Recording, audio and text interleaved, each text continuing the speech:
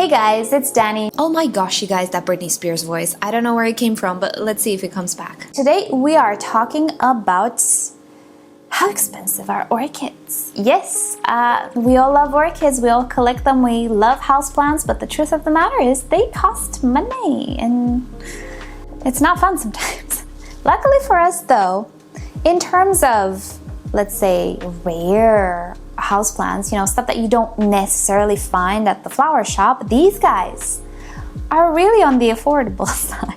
And I actually wanted to start this video with telling you which is the most expensive plant in this room at the moment, because it's not an orchid. But before I show you the most expensive plant, which is the only expensive plant that I have, thankfully, don't forget to give this video a like if you end up enjoying it and getting something out of it, because we are going to talk a little bit more about what you should pay for an orchid and how to stay away from scams. But also, why not subscribe, because I post multiple times a week. And if you're feeling a little extra and you wish to further support the channel, do consider becoming a member and getting access to some perks such as exclusive videos and behind the scenes. Or you can also check out the merch. We have beautiful mugs at the moment and there will be some new designs soon. You can also use the affiliate links which I have down below in my description, the Amazon storefront and the Repot Me links. They are affiliates. And also you can use the super thanks option below my videos. Right, let's get to the most expensive plant in this room. Some of you might have an idea which that might be. Hold on, I'll bring her because I kind of want to make an update on her as well. But since she's not an orchid, I don't know how many of you will be interested because we're all orchid people here, right? Here she is. This is my, oh, where did the sun go? We're all of a sudden very dark. Sorry about that. So this is my Monstera Thai Constellation. Look at her. I got her when? Last year? Yeah, I think last year I got her for the incredible price, hang on to your socks, of 88 euros, something like that. I'll just put an image on the screen. 80 something euro, 89 euros. That's a lot of money. It's not a lot of money for the rare plants category if you think about it. I'm not sure how much these plants cost nowadays because the houseplant craze is done. It's done, it doesn't exist anymore. At least this is what I see on the internet.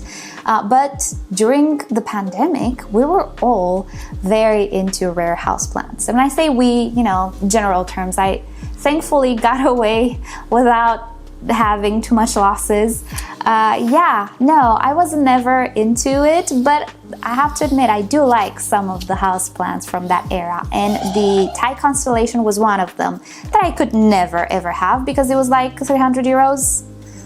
It's okay, I'll pay for a bank installment with that amount of money. But in recent times, things got a little bit more approachable, even though 90 euros is not approachable for a houseplant, but this was something that I kind of wanted for a few years. So I said, okay, I'm gonna splurge. It's a special occasion, I'm gonna splurge. So this is the most expensive plant that I have in this room, 90 euros. Now, if there are any of you watching this video who splurged on philodendrons and stuff, you'd be like, girl, 90 euros is pocket money. Because when I tell you those plants were going for thousands, I ain't kidding. And there were people who could afford them. I wasn't one of them. But now that prices are low, I can go ahead and splurge on stuff I kind of really wanted to have. Now, I did also have, if you remember, some anthuriums at some point. They weren't as expensive as this one. I had an anthurium Warwickpianum that didn't work out. I might try with it again because the prices are very low now. But yeah, the whole phase with philodendrons for me was not that bad. I didn't spend too much on those things.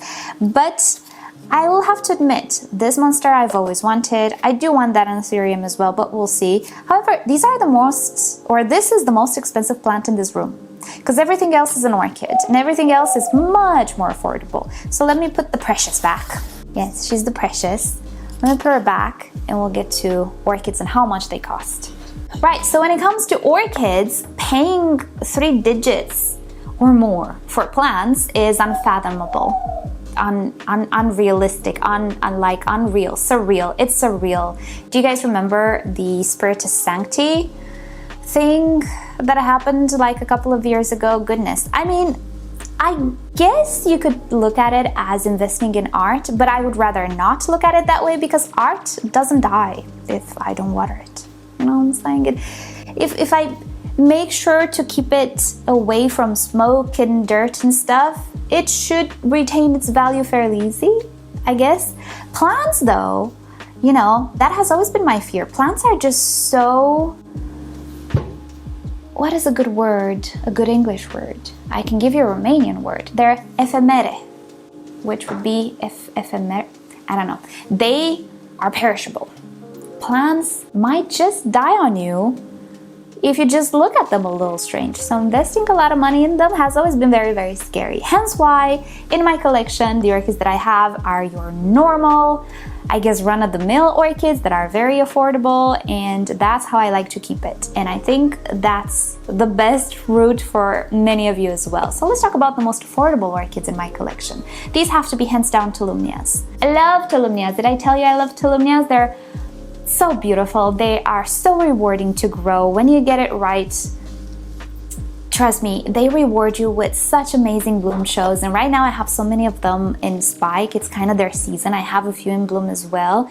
And just the journey with them and the reward with them, it never fails to astonish me and to bring me joy. And that's the whole point of growing these plants. To bring me joy, to make me happy every day. And I paid for these Tolumnias from 7 to 9 euros, maybe 9.99 each.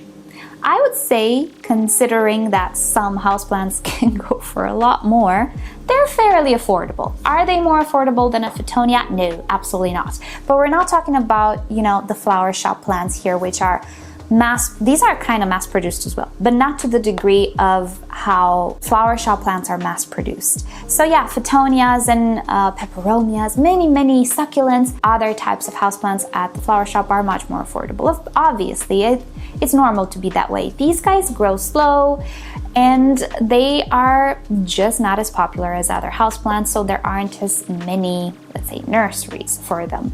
So considering all of these, paying 7 to 10 euros for something like this, and I didn't even show you my most precious one. Hold on. Look at her. We have 5 flower spikes at the moment. This is an older Tolumnia in my collection. I think it's 3 years already in my collection. And it bushened up a little bit. 5 flower spikes on this one. This one was one of the 9.99 ones. Can you imagine the bloom show? When you think about it that way, you know, I think it's absolutely worth it. My enjoyment is worth 9.99 euros with something like this. And I do believe these are generally the more affordable orchids in my collection. Hence why I do tend to purchase a lot of them when I see them, and I can even make like a whole order only with Tolumnias. It depends where I purchase them from. As I was saying, some might be even cheaper than that if they're tinier, if there are no IDs.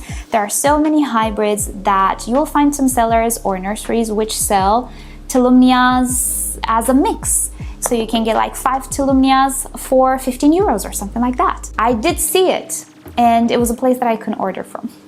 So you can actually find deals like that with Tolumnia. You just don't know what you're gonna get. But the good part is Tolumnias are all beautiful. You cannot go wrong with Tolumnias. All of them are beautiful. So this is hands down the best, let's say, orchid purchase for me. Tolumnias are the best. They will bloom relatively fast. So even though, you know, seedling orchids, they're typically affordable as well. Even though they are affordable, you kind of have to wait around for them a lot. But these guys, no. If you treat them right and if you have a bit of luck to receive a Tolumnia in good shape, they can bloom within the year or maybe next year. And it's such a joy to grow them, such a joy to grow them. If you don't know anything about Tolumnias, I'll link you to my care tutorial down below. They are amongst my absolute favorite orchids because they just bring me so much joy. And they're becoming more and more popular, I see, which is great. So beware, do not overspend on Tolumnias. If you find a source that sells Tolumnias for $30, I assure you, because I've Googled a little, you can find a source that sells them for $10, $12, something like that. So Just search multiple places in your areas. Prices will vary, of course. You'll not find these guys maybe at the same price that I purchased from. You can find them lower, you can find them higher, but check multiple places. That's the golden rule to purchasing orchids. Don't just go for the first seller. Check multiple places to get a feel of the price in your area.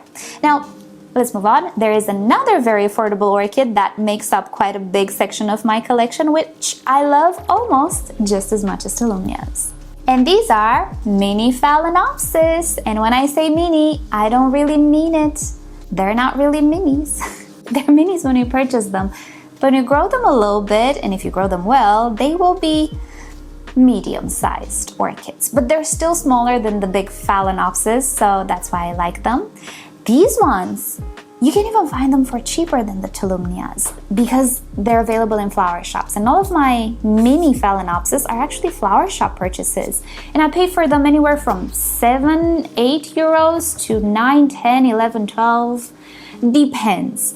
But yeah, in my area, they're not very, very expensive. And they really shouldn't be because they're tiny and they are mass produced. You can find them in flower shops.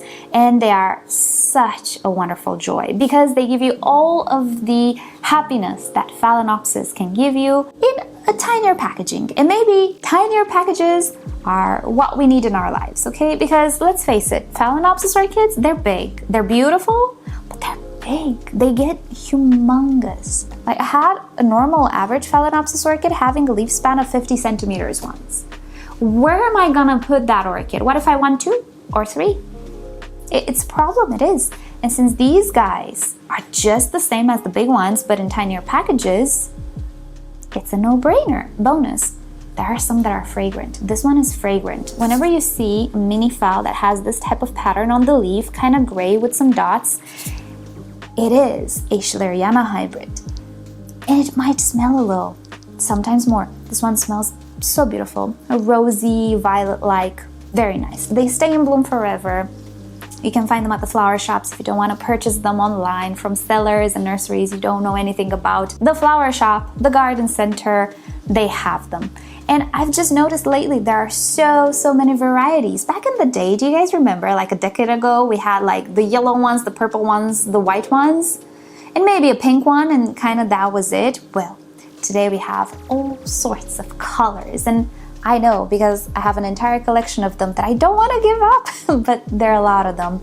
And they are so productive. Currently, I have multiple flower spikes on my mini Phalaenopsis. All I have to do is just water them in time and give them proper fertilizer because they're heavy feeders. These guys, oh, don't be fooled. They're not mini, as I was saying. I don't really mean it. It's just a name. They grow pretty fast. They double in size.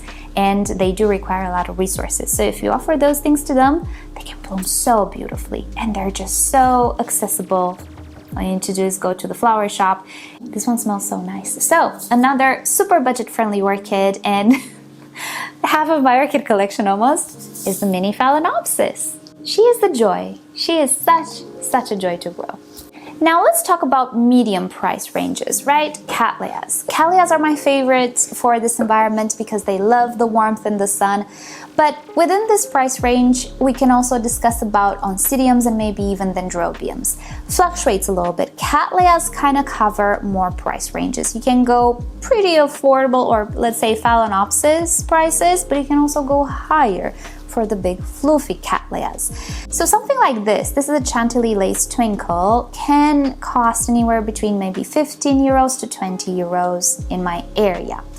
25 euros is usually the big fluffy one, and if it's already a big specimen, it can go to 30 euros. Again, this is my area, but for me, this is already kind of expensive. 30 euros for an orchid, it has to be something special. For Cattleyas, I like to go towards the 15 to 25 euros ones. And the 25 euro ones, I don't buy too many because they're big. I like to stay with the small stuff. So this is a medium-sized Cattleya, but you can also have tinier Cattleyas, and I have a video on them. Those ones, the tinier ones, are even more affordable than this one. The medium-sized ones can vary, 15-20 euros in my area, but the smaller ones can be like 15, 14, 15 euros, especially when you get them almost blooming size. So not blooming size, they just have a little more growing to do, which is how I kind of purchased most of my mini Cattleyas. That is quite a good price, in my opinion, for what Cattleyas can give you. Now, Cattleyas have the bad habit of wanting a lot of warmth and a lot of light. They're not necessarily suitable for everybody, and I know there are some people who kind of struggle with them. For those of you who have lower temperatures, more humidity, more overcast days like today, oh, I'm so dark. Those of you who have these types of days more often, I would go with Oncidium or even Dendrobium types. Dendrobium nobile could be a good addition, and even slipper orchids. Slipper orchids are not the cheapest, but they're not the most expensive either. We're in the mid-range prices now. So for those of you who don't have a lot of bright light and warmth, Cattleyas may be new. Maybe go for the Oncidium, Dendrobium slipper orchids. But for those of you who have a lot of sun, a lot of heat, you know, you can't grow many things because of the darn heat. Cattleyas. You can grow Cattleyas, and they are a very good purchase. If you don't want to spend a lot of money on Cattleyas because you don't know if they're gonna do good, do not go for the big fluffy ones. You know the big fluffy ones? I'll insert some footage right now. Those are the big fluffy ones.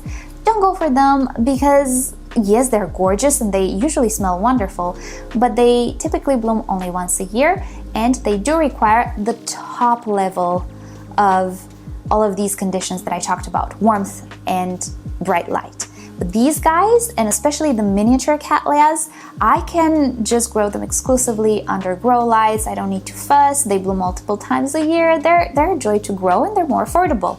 The big ones usually cost more because they're harder to produce. They grow slower, they take a lot of time until they're sellable, you know, so those may be, if you know what you're doing, if you really like them, you know, but if you're new to Cattleyas, go for the tinier ones. I think they're a much better solution. Go for Brassavola hybrids.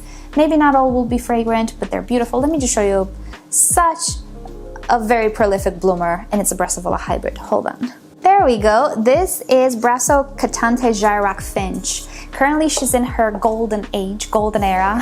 When this orchid first opens, she's purple. No joke. Insert footage. She's absolutely purple. The fresher the flowers are, the more purple they are. And as the flowers age, in about 5 days or so, you will see them become golden. All of a sudden, and here we are. This one is actually fragrant. Not now, in the nighttime. So something like this grows so fast, and it's more on the affordable, on the mid-price range. She's not very expensive, not like the fluffy flowered ones. In my region, and you guys will have to tell me if in your region as well, the big flowered ones, those are the more expensive ones. And I think it's because they grow slower, you know, it takes more time to become sellable. These guys, they're more on the affordable range. And they're much easier with beginners, much more easygoing, they bloom more. They don't have big flowers, but they're still so charming, so beautiful. So when it comes to Cattleyas, I would say they are mid-ranged. And again, Cattleyas make a big percentage of my collection. Everything else, kind of not so much. I don't even have Vandas all that much anymore because they just need too much resources, too much light. We'll see now when I move, and I will try to grow them in the garden if they do better, but for me, the Vandas didn't work out so well. Speaking of Vandas are actually the more expensive orchids you can have. Let me bring a Vanda. Here we are, my baby. This is the Rhynchoridis Bangkok Sunset, which has 2 flower spikes this year because why not? 1 is too boring, 2 is better, right? This is my oldest Vanda. She's 10 years old in my collection. Orchid herself is more. And we have a keiki, a basil keiki finally. She has been sitting in the sun a lot. She's tan. Now, this orchid, I remember to this day, 10 years ago, it costed me 24 euros. 24.99 from Schwerder. And I remember it because at the time, I thought spending so much money on an orchid is insanity. I felt so guilty. I was like, I should put money aside for my future. They're expensive. And they can be more expensive than that. This is a tiny Vanda. This one should be more affordable. And when I purchased it, she was a little tinier. This one doesn't grow as fast or as big as the big flowered Vandas, because also this one is a small flowered Vanda. But she's beautiful, she's fragrant, and I love it to bits. But for a bigger Vanda, you can actually pay more than that, 30 euros, 35 euros, depending where you purchase it from, depending on what it is. Vandas are the more expensive plants in my collection, and I don't have too many of them, which is fine. But yes, out of all of the orchids, I would say the Vandas are more expensive. Now, there will also be those special species like the Dimorphorchis lowi that if you purchase a big one, not a seedling, it will be much more expensive and so on. I don't have any of those, let's say, very unique or expensive type of orchids. I'm not into those, and as I was saying, I prefer to pay my bank than buy an expensive plant. And 25 euros is expensive enough. It's okay. So I'd rather just stick to the more affordable ones. They're much more relatable. And typically the tinier orchids are also the more affordable ones. I don't know how it happens, but it is. And my budgets are pretty much allocated for orchids that I kind of know I can grow, such as all sorts of Cattleya types, maybe even species, maybe like the Epidendrum and stuff. Those are not expensive either. They're in the same price ranges kind of as the Cattleyas, at least here in my region. And I really don't go for big Vandas because, one, they're expensive, and if you purchase them from the flower shop, I don't know how it is in your country, but if I go right now to purchase a Vanda from a flower shop, I'm paying 80 euros. No, I'm not paying 80 euros for a Vanda. You might. I'm not. You can find them at these prices in the flower shops, especially if they come in with those glass vases. That's 150 euros right there. No, I'm not. I got married once. I don't need another one of those arrangements for my wedding. I can see that in a wedding. But like for your home enjoyment, maybe 150 is a little much. Don't you think? So yeah, no, I don't know. I'm not into those types. But yes, generally speaking, Vandas are usually the more expensive ones. But I hope that now you kind of have an idea about prices. Prices are something I don't usually talk about because they can differ so much from territory to territory that, I don't know if it's useful necessarily. But I do get a lot of questions and a lot of comments, and sometimes I even get comments that refer to some of my more cheaper orchids, saying, oh, how much money did you spend on those? It's actually the more affordable orchid. It looks great, like the Tolumnias. How much money did you invest in the Tolumnias? I mean, 100 euros for 10 of them, I guess. That's a lot of money. But when you do YouTube, that's a good investment to make for 10 orchids, right? If you want to buy 2 Vandas, it would cost the same as 10 Tolumnias. So I hope that now you kind of have an idea about where the more affordable orchids lie. I'm not gonna go into the debate of, well, what's affordable to you, it's not affordable to everybody. I absolutely agree. What's affordable to me this year is not what's affordable to me next year. Absolutely. But like taking a step back and thinking about, what other plants cost, what you find at the flower shop, what typically orchids cost, I think it's safe to say more affordable side Tolumnias, mini Phalaenopsis, and tinier orchids generally. More expensive side Vandas and bigger orchids and maybe unique, rare orchids in general, and so on and so on. And in the middle we have Callias, Dendrobiums, Oncidiums. That's a nice classification for things, right? Cymbidiums, I'm not really sure. It depends on the region. Sometimes they're cheap, sometimes they're expensive. I don't even know.